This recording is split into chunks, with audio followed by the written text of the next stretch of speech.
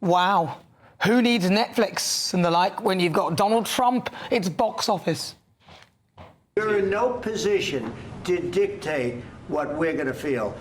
We're going to feel very good. You will feel influence. We're going to feel very good and very strong. You will feel influence. You're right now not in a very good position. You've allowed yourself to be in a very bad position, and he happens to be right about it. From the very beginning of the war. You're not in a good position. You don't have the cards right now. With us, you start having cards. Right now, you don't. You're playing cards. You're playing cards. You're gambling with the lives of millions of people. You're gambling with World War III.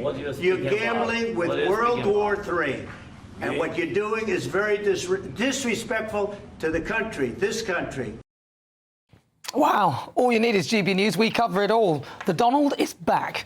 And in his meeting with Sir Keir Starmer this week, he was challenged on the dictator accusation. President, do you still think that Mr. Zelensky is a dictator?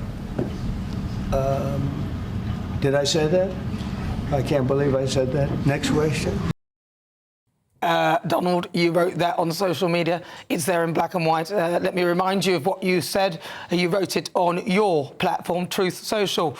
He said, on top of this, Zelensky admits that half of the money we sent him is missing. He refuses to have elections, is very low in Ukrainian polls, and the only thing he was good at was playing Biden like a fiddle. A dictator without elections. Zelensky better move fast or he's not going to have a country left.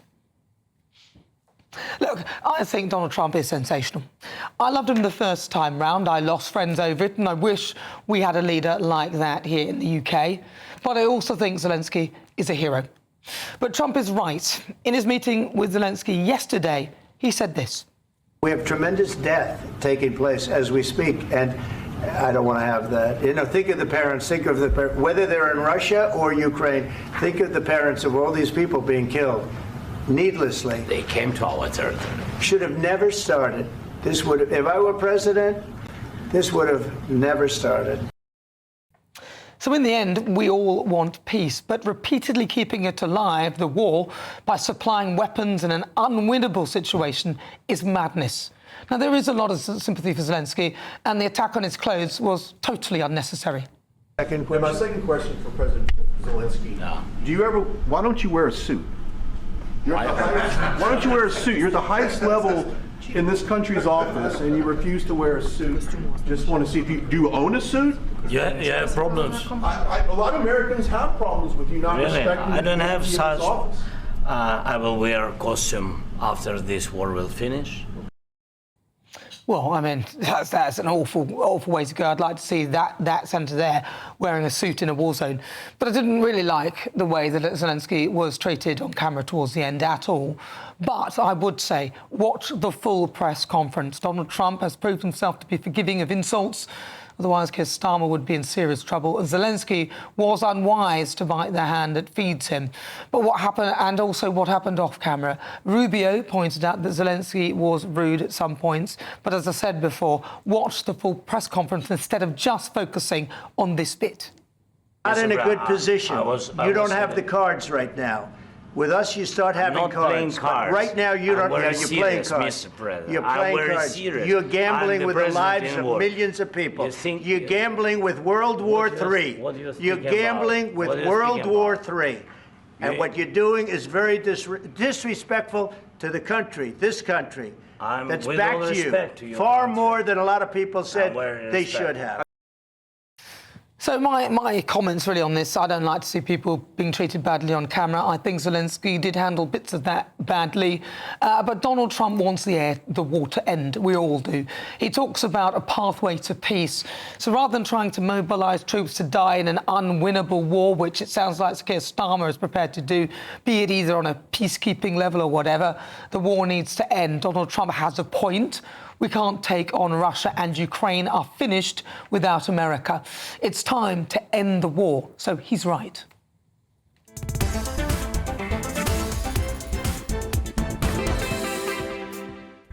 So before we get stuck into the debate, here's what else is coming up today. So Keir Starmer will meet with Vladimir Zelensky this afternoon. We'll bring you that live.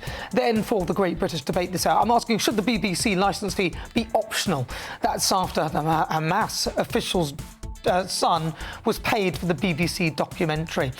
In my next Great British Debate, I'll be asking, is Sir Keir Starmer right to cut the foreign aid budget? His International Development Minister Annalise Dodds doesn't think so. She has resigned. And as GPs strike as the deal to help the 8 a.m. scramble appointments, I'll be joined by Rennie Honderkamp in the Pulse. All of that on the way. As ever, send me your thoughts, post your comments at gbnews.com/your say.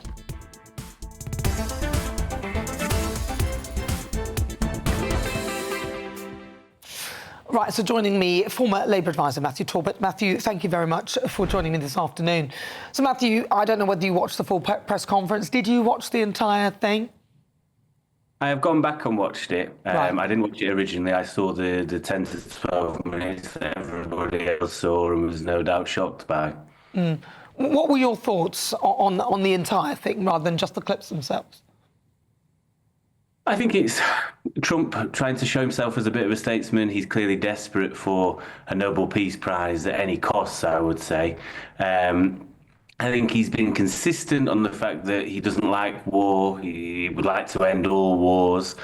But I think, for me, it's at what cost? And, listening to your comments just then, I think there's definitely an argument to say lots of us as countries in the West have only given Ukraine enough just to hold Russia at bay in what seemingly is an unwinnable war. I think the war would be even less winnable if we hadn't have got involved. It probably would have been over in less than 2 weeks. And I think it is potentially a fine balance because you want to keep Russia at bay from taking as much land as they're trying to. However, if we were supporting enough as the global West to the point where Ukraine were not only pushing back but potentially therefore encroaching on Russian territory, I imagine Vladimir Putin, in a moment of desperation, could make the argument, well, NATO are essentially now at war with Russia, and that would leave us all in a very scary state at that point. I think we all want to see the end of the war, and I think concessions will have to be made with regards to things like Ukraine is clearly not going to join NATO. That will make things 10 times worse, and they may not get land, particularly where the Donbass is back. But this isn't a time to be rolling over and having our tummies tickled by President Trump either. Well, you say that he's after a Nobel Peace Prize. What's wrong with that? Like, seriously, you say it as though it's a bad thing. What's wrong with wanting a Nobel Peace Prize for trying to create peace? Is it because it's Donald Trump? And you also say that that if we hadn't got involved, the war would have been over in a few days. Well, if it had been over in a few days, not that I would be happy with that, but fewer people probably would have lost their lives. So there's got to be a time for that to end. And then I noticed you also mentioned that you imagine that then there'll be conflict between Russia and NATO, but this is all, as you said, it's in your head, you're imagining it. So what's wrong with somebody trying to create peace? Because otherwise we're just going to carry on going on in circles, and what's been going on before hasn't worked. Well, I think there's three things there. I think with regards to what's wrong with wanting a Nobel Peace Prize, I don't know about other people. I went into politics to help people, not to help myself. I didn't want any accolades. I've never sought any accolades. What I've gone and tried to do is assist other people, and I'd much prefer to be in the background a lot of the time during my time in Westminster. I never sought the limelight. But there's nothing wrong. But there's nothing exactly, wrong. But when Donald Trump is merely for Donald Trump, it's what can I get out of this? It's the minerals deal, it's the Nobel Peace Prize, it's can I get a third term with Steve Bannon's help? He's no different, Matthew, from any other politician in that they are all full of ego. The job itself is about ego. You wouldn't be a leader or anything if you didn't want ego. So I have no problem with a world leader wanting to have a Nobel Peace Prize for creating peace. That's just what I'm thinking. And I find it interesting that people would talk about that as though that is a terrible thing for him to want. I just think it's a weird sort of priority, really, with the state his own country is in to be so desperate for personal accolades for himself. But you don't know that anyway. So you don't really know that he wants a Nobel Peace Prize. But the bottom line is you get a Nobel Peace Prize for creating peace. And again, I think that if the end is that you're creating peace, then if it's so that you get seen to have done that, I just don't. I think I'd rather somebody wants a Nobel Peace Prize for creating peace than somebody who wants a prize for being the best ever dictator in the world creating war, like potentially Vladimir Putin. But What about the exchange that you saw then after watching the full context of that meeting in the Oval Office? Do you feel that the Americans were really heavy-handed and really out of order? I think in comparison to the day before, yes. I think if J.D. Vance felt so strongly, he could have gone back at Keir Starmer when Keir Starmer said, no, we do have freedom of speech in this country, in the United Kingdom, and I'm very proud that we do have such a thing.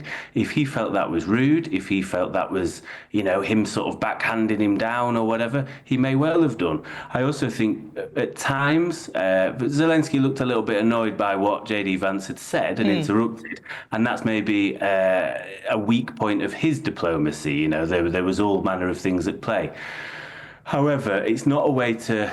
I think those are conversations for behind closed doors, and I think to spend an hour in front of the press was odd anyway, when a lot of the detail is discussed behind closed doors with advisors, and that is where you thrash things out. That's where tempers may fray, and I think the only person that wins from this is Vladimir Putin, because he'll be sat there rubbing his hands and going, this is great, they're not really on their side, and Zelensky looks weaker for it at a time where you said things about me imagining things. The Danish Secret Service have been very vocal in the fact that if Vladimir Putin senses a weakness in NATO, their own secret services are fairly certain that within 5 years they will regroup and aim to provoke a war on an EU country. It won't just be Ukraine, it'll be further into Belarus. But we don't know that.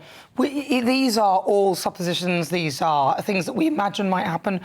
But we really need to deal with the here and now. Matthew Talbot, really good to talk to you. Thank you very much. That is Matthew Talbot. He's a former Labour advisor.